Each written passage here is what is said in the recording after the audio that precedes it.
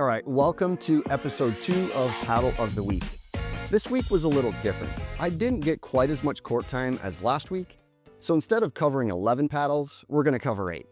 But with a smaller lineup, I had the chance to dive deeper into each one, play some competitive games, get in some drilling, and pick up some new insights along the way.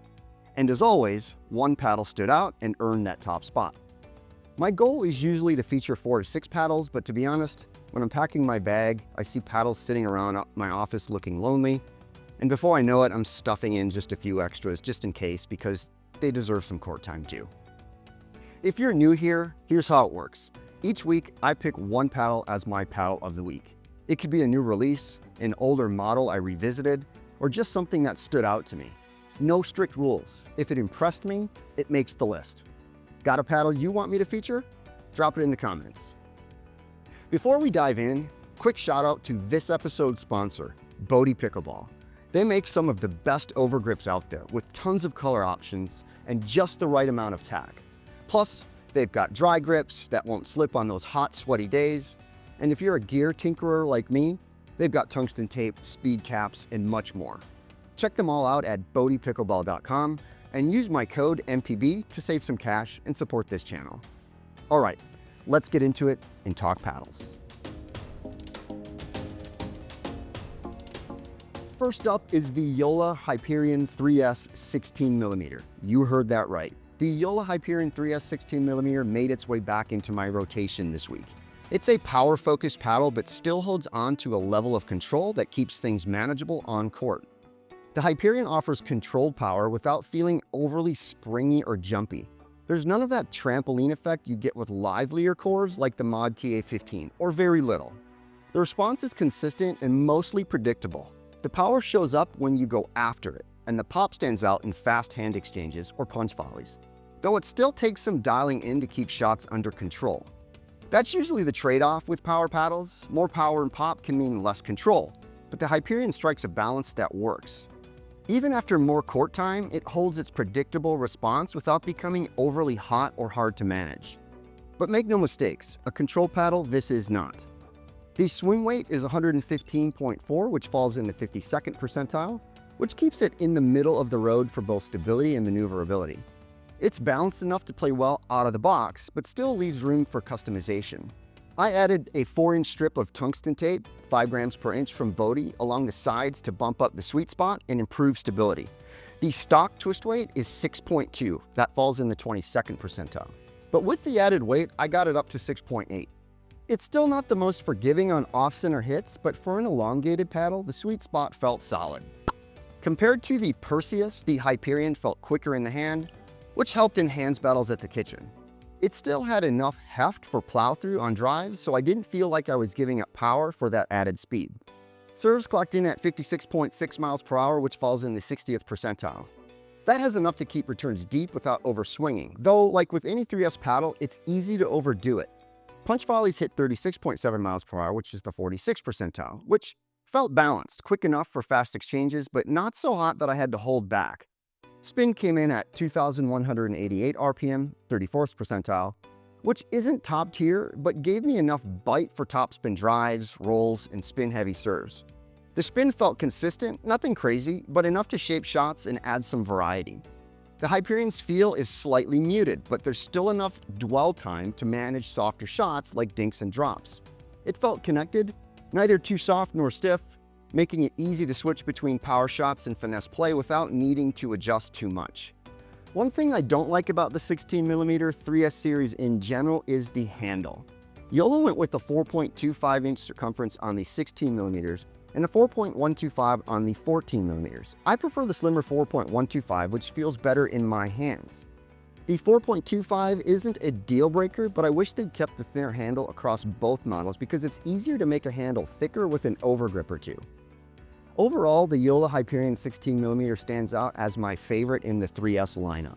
The swing weight keeps it quick and balanced, and the power-pop combo is dialed in, lively without being too hot. It's easy to fine-tune if you want, but it plays well stock.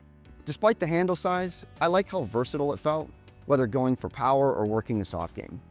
If you're looking for a more cost-effective alternative to the 3S series, The 11624 power lineup is worth checking out. And if you're thinking about trying the Hyperion, you can use my code MPB at Joola for 10% off. Next up is the Neonic Flare Prime X. The Neonic Flare Prime X is an affordable, lightweight, poppy, power-oriented paddle that really brings the heat. And yeah, it slaps. It's not the Gen 3 power paddle with a trampoline-like bounce, but it still packs a predictable punch. If you're looking for a paddle that brings quick offense and plenty of pop with a crack of a sound, this one definitely fits the bill. For beginners, it might be too much. The pop and power could be tough to control if you struggle to dial in your soft game. The sweet spot feels huge, and what really stands out is how light and agile the paddle is, thanks to its low swing weight of 105.9, which falls in the 4th percentile. It's one of the lightest swinging paddles I've used, which makes it incredibly fast in the hands, but sometimes almost too fast. It's like swinging a baseball bat after taking the weight off. You can move it quicker, but your timing needs to adjust. If you're used to a heavier paddle, you've likely dialed in a certain hand speed, so switching to something this light can throw off your timing until you get used to it. When you're on the attack, the paddle really shines. It's great for punch volleys and easy to speed up with just a flick of the wrist. But if you're on defense or trying to reset, things can get tricky.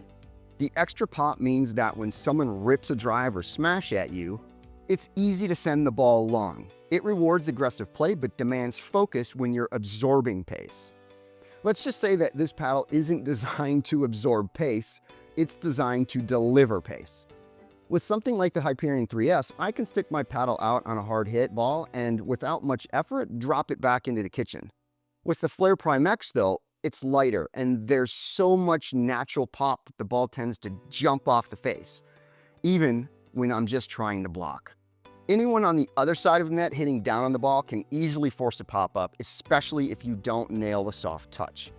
That said, it's surprisingly stable for how light it is. The twist weight comes in at 6.65, which is in the 58th percentile, which is right around average, but the paddle felt more stable than I expected from the numbers. There's a firm, sharp feel on contact, and the ball jumps off the face with a satisfying crack sound. It's one of those paddles where you can feel the pop immediately, especially on faster pace shots. Out of the box, it weighed 7.71 ounces with a 5.75-inch handle. Performance-wise, serves and punch volleys felt fast and crisp. Serves clocked in at 56.8 miles per hour, which is in the 63rd percentile. Plenty of pop to keep the returns deep. Punch volleys came in at 36.2 miles per hour, the 40th percentile. Quick and responsive, but not overly hot, so I didn't feel like I had to hold back at the kitchen. Bear in mind, when I test punch volleys, the ball starts off stationary. It's not transferring pace back, and that's where you get into trouble with the Neonic Flare Prime X. Spin is another highlight. The carbon fiber and fiberglass face generated 2,276 RPM, which falls in the 55th percentile, giving enough bite for topspin drives, rolls, and spin-heavy shots. I find the spin output consistent and reliable, and it paired well with the paddle's poppy nature for offensive play. At $126 after using my code MPB, it's hard to beat the value, especially if you're after a paddle with plenty of pop and power. It's not for everyone, but if you like a paddle that brings quick offense, a big sweet spot, and a lively feel, the Flare Prime X checks a lot of those boxes. It's super fun to play, but if you're trying to rein in that pop, just be prepared because this paddle wants to go fast. Next up is the Thrive Smoke. This is my second week spending more time with the Thrive Smoke, and I've been focusing on how it performs in different situations. A lot of my initial impressions still hold. It's powerful, controllable, and borderline too heavy for me. But after another week on court, I'm getting a clear sense of how that all plays out in real games. The Thrive Smoke runs a 14.5mm core with 10mm cells, an uncommon combo, but not unheard of, which gives it noticeable pop while keeping the static weight relatively light. Mine comes in at 7.94 ounces in the 32nd percentile for static weight, but the swing weight is 119.26 in the 82nd percentile, and that's where it really starts to show. I'm still struggling with hand speed, especially in quick exchanges at the kitchen. I even found myself choking up on the handle, something I almost never do, which helped a bit, but isn't a long-term fix. The twist weight of the smoke sits at 6.14 in the 18th percentile, which is on the lower side, and I can feel that during off-center counters. I added some tungsten to try and expand the sweet spot, and while it helped, I'm still working harder than I'd like in fast-paced hands battles. Compared to other elongated paddles I've used, it feels less forgiving on mishits. That said, the smoke still has a lot going for it. Drives feel solid with great plow-through, and there's a satisfying pop when I catch the ball cleanly. It offers easy power without feeling out of control, which is a tough balance to strike. But resets have been hit or miss. Sometimes they come off clean, and other times I struggle to absorb the pace, especially when opponents are attacking hard. The lower twist weight makes it harder to finesse under pressure, which is another reason I experimented with adding weight to the sides. I've also been leaning into the 5.6-inch handle this week, especially for two-handed backhands, which is something I'm working on. The extra length helps with flicks and drives, but in fast hands battles, I still feel like my reaction time lags because of the higher swing weight. Against some players, I can manage, but in quicker paced games, I do notice the slowdown. When it comes to softer shots like dinks and drops, I've had to stay mindful to keep them under control. The paddle isn't overly bouncy or unpredictable. It's not like the Neonic Flare Prime X, but the combination of weight and pop makes it easy to overhit if I'm not fully dialed in. Adding tungsten helped smooth that out a bit, but I still wouldn't call this a finesse paddle. Thrive is going for power here. If you're after a paddle with easy access to power that still offers decent control and you don't mind a heavier setup, the Thrive Smoke is a strong all-court power-leaning option. But if quick hand speed is your priority, the swing weight might be a bit of a hurdle, unless you're already swinging something with around 120 swing weight. The Smoke is set to release in mid-March for around $200 after using my code MPB, which feels like a solid value for players who want a power-focused paddle that stays manageable. Final thoughts after a week or two? I like a lot about this paddle. It's got pop, control, and versatility, but the weight continues to be a challenge for me in fast exchanges. I'm not ready to put it down yet, so that says something. For now, it's staying in my bag, but I'm still figuring out if I can fully adjust or if it's just not the right fit for my style. Either way, it's been a fun paddle to test, and I'm curious to see how it holds up with more court time. Next up is the Honolulu Pickleball J2 Ti Plus.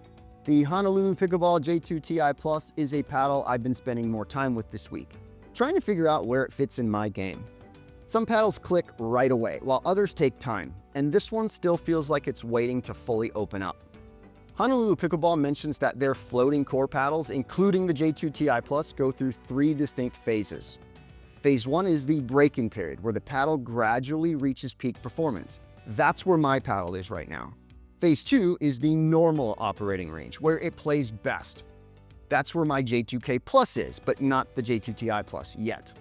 And finally, phase 3 is the breakdown point, where the paddle starts to lose control and becomes too powerful, often signaling the end of a usable lifespan. Right now, the J2 Ti Plus plays stiff, not harsh or unforgiving, but definitely not as plush as the original J2 Ti. It's super controllable, but if you're looking for effortless power, it's not there yet. That's not necessarily a bad thing. I actually like how it handles drives and fast hand exchanges right now. I can swing freely without worrying about sending shots long. But I do have to work a bit harder to generate pace. At the kitchen, it felt quick in hands thanks to its 114.25 swing weight in the 41st percentile. It's easy to maneuver, which makes counters and hands battles feel solid, but resets still require some focus, for me. The punch volley speed came in at 37.6 miles per hour in the 59th percentile, which makes sense. It's got enough pop to stay aggressive without feeling uncontrollable during fast exchanges. Serves, though, needed more attention. The paddle clocked in at 54.6 miles per hour in the 23rd percentile, and that lined up with how it felt. I had to rely more on placement than power. It's not a weak serve paddle, but you're not getting free pace out of the gate. Spin was another area I focused on. The J2 Ti Plus generated 2,148 RPM, which falls in the 27th percentile. Not crazy high, but enough to add shape on topspin drives and roll dinks. I was able to flick a ball and watch it dip late, which was a nice bonus. Those subtle moments are where the paddle's spin potential really shows up. One of the J2 Ti Plus's strongest points so far is its forgiveness. I ran through some fast-paced hand drills this week, and even on slightly off-center hits, the paddle kept me in the rally. It's not overly forgiving. This isn't a paddle with training wheels, but the twist weight of 7.2 in the 88th percentile makes it stable on blocks and counters. Mishits didn't get punished as much as I expected. I also have not experimented with weight on the J2 Ti Plus yet. What I'm still trying to figure out is how the power profile will evolve. Where the paddle is at right now is not where it's going to be in 2 weeks. Right now, it's consistent and controllable, but I can tell there's more pop waiting to come through. The J2K Plus changed a lot after more court time, and I expect this one will too. But so far, I haven't noticed a big jump. I might roll a Hyperize over the face just to speed things along. Durability is always a question with foam-enhanced floating core paddles, but Honolulu Pickleball offers a refresh program that gives you up to 2 discounted replacements if the paddle starts to wear down. It's a solid backup plan if you're worried about long-term performance. So where does the J2 Ti Plus land this week? It's controlled, forgiving, and stable, but the power profile still feels like it's in the early stages. If you like paddles that evolve and break in over time, kind of like the Pickleball Apes lineup, the J2 Ti Plus could be worth checking out. If you decide to buy this paddle, just know what you're getting into. If you decide to grab one, use my code NPB, which will save you a little bit of money and support my channel. For now, it's staying in the mix, and I'll keep tracking how it plays. If it opens up the way I expect, this could be a really interesting paddle to revisit in a few weeks and compare it to the J2K Plus. Next up is the Bread and Butter Invader. It's been a few months since I picked up the Bread and Butter Invader. It was December to be exact, and after a few games, I immediately remembered how stiff it plays, thanks to the fiberglass layer in the surface. For the fun of it, I decided to add 3 grams of weight to each of the sides to increase the size of the sweet spot. And that simple tweak made a huge difference in how the paddle plays, especially in terms of power. The Invader already has very good pop, but with the added weight, the power profile noticeably increased. Originally, serves clocked in at 56.4 miles per hour, and punch volleys at 37.3 miles per hour. Both solid, but not standout. After the modification, serves jumped to 61 miles per hour, or almost 8.2%, and punch volleys hit 39.3 miles per hour, a jump of 5.4%, pushing serves into the top 1% and punch volleys into the top 4% of paddles that I've tested. That boost was immediately noticeable on court.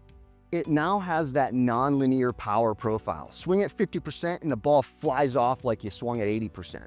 The fiberglass layer really amplifies that trampoline effect, making drives and serves explode off the face with minimal effort. The sweet spot feels higher up on the face, and with the added weight, the paddle feels more balanced in my hands. The larger sweet spot makes mishits more forgiving, but the extra pop is no joke. It's not quite at the Bodhi Helix Flick F1 power levels, but it's definitely elevated. From the baseline, drives have more speed, like a super ball, and even putaways feel like they're coming off a trampoline. I think the added weight helps activate that fiberglass layer more, letting the paddle's pop really shine. It's a fun setup, but definitely demands some finesse to harness all that power. I played a dozen games with the Invader this week, and I was honestly shocked at the difference. The extra weight made the sweet spot feel more forgiving, but the power became almost overwhelming at times. I struggled to dial it in on controlled backhand rolls. It now has that wild non-linear power where even relaxed swings send the ball flying. I loaned it to a friend who's sponsored by another brand, and he was ripping some scary bending drives with it, fully taking advantage of that extra power and pop. If you're into paddles with serious pop and non-linear power, this modified Invader could be right up your alley. It's a paddle that rewards aggressive play but demands control and patience to really maximize its potential. I'll be updating the paddle database at mattspickleball.com with these new numbers soon. So have you tried the Invader? If you're chasing raw power with a bold design, check it out at bnbpickleball.com. Use my code NPB to save some money on your purchase and support the channel. Next up is the Standout Pickleball CF4. The Standout Pickleball CF4 got carried over from last week as it was the paddle of the week, and it continues to impress. This elongated paddle strikes a strong balance of power, stability, and control without feeling overbearing. It features a non-linear power profile. The harder the swing, the more power it gives back, while still staying somewhat controllable. The sweet spot feels generous, and the paddle remains stable on off-center hits, offering solid forgiveness during fast-paced exchanges. The CF4 feels balanced in the hand, especially for an elongated paddle. Many paddles with this shape tend to feel head-heavy to me, but the CF4 moves quickly and stays maneuverable. It holds up well on counters and blocks with a dense, springy feel on contact that adds power and liveliness, though it brings in a touch of unpredictability on harder swings. The springiness stands out on drives and serves. Serves came in at 56.5 miles per hour, or in the 77th percentile, and punch volleys hit 40 miles per hour in the 98th percentile, offering serious pop during quick exchanges. It's lively but still manageable with some adjustment. Despite the pop, the CF4 maintains control in the soft game. During dink battles, the trampoline effect dials back, providing better touch and control on resets and drops. In contrast, the weighted up bread and butter Invader offers a more noticeable trampoline effect, if that's what you're after. The CF4 makes it easy to switch between power shots and soft play. It's poppy but not overly jumpy. Drives and counters have plenty of punch, but the ball stays controllable at the kitchen without flying off the face. During a fast hands exchange at the kitchen, the CF4 stability and pop does help push winners through. A friend who typically uses a power-heavy paddle tried it and was immediately hitting bending drives with ease, noting how effortlessly the CF4 generates pace without needing a big swing. The CF4 was my paddle of the week last week, and now it takes the runner-up spot. Its blend of pop, power, and control keeps it in my regular rotation. For players who want serious punch volley pop while maintaining control in the soft game, the CF4 is definitely worth a look. And you can save 10% by using my code at Standout Pickleball MPB. Next up is the Selkirk 008 Tour 13mm. In terms of first impressions, the Selkirk 008 Tour is pretty rough out of the box. But I'm going to ask you to bear with me. It felt stiff, almost like hitting with a wooden plank. Shots felt dead, with barely any feedback or energy return.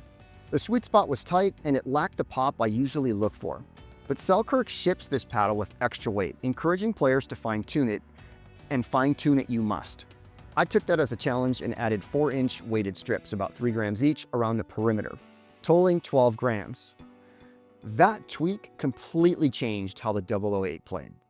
The sweet spot expanded, stability improved, and the paddle finally woke up. Plow-through got better, and there was some actual pop coming off the face. I ended up removing the 4-inch strip at the top as it made the paddle feel too head-heavy for my liking. In stock form, the numbers tell the story. The paddle has a swing weight of 110.4, which is in the 18th percentile, and a twist weight of 5.4 in the 1st percentile, which explains that unstable, dead feel out of the box. Static weight sits at 7.79 ounces, making it one of the lighter paddles I've tested. No surprise it felt flimsy and underpowered initially.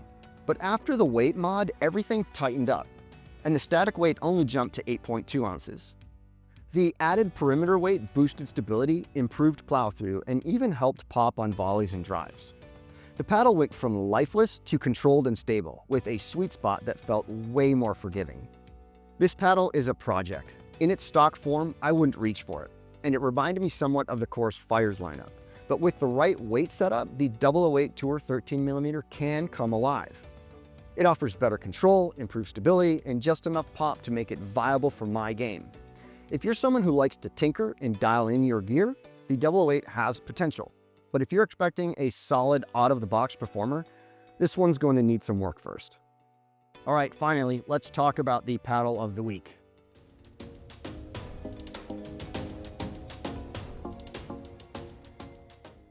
The paddle of the week is the Franklin C45. I'm still loving this paddle. This 14mm power hybrid thermoform paddle has been my go-to lately, and the more I play with it, the more I appreciate its strengths and quirks. When I first picked it up, it felt quick but unstable. The stock static weight was 7.52 ounces, which made it super fast in hand, but I noticed some instability on off-center hits. With a swing weight of 106.25 and a twist weight of 5.65, it was lightning quick through the air, but had a tendency to twist on miss hits, especially noticeable when I was countering fastballs at the kitchen. To dial it in, I messed around with some weight setups and landed on a simple tweak. I added 8 grams of Bodhi tungsten using 4-inch strips of 0.5 grams per inch on each of the 4 corners. That brought the static weight up to 7.8 ounces, and the change was immediate. The paddle now feels more balanced without losing the quickness I liked. The sweet spot feels a bit more forgiving, and I'm getting that extra pop on drives and flicks without feeling like I'm swinging a sledgehammer. It still swings fast, but has enough heft now to give me the plow through I was missing. I'm even considering adding a little more to bring it up to 8.2 ounces just to see how it plays. What's been standing out most is how it walks that line between power and control. There's plenty of pop, enough to drive the ball with pace, but it's not overwhelming. The spin's been solid too, with RPMs around 2,250, which gives me room to shape shots. It rewards aggressive play, but still lets me slow it down for resets and softer shots, even for a 14mm paddle.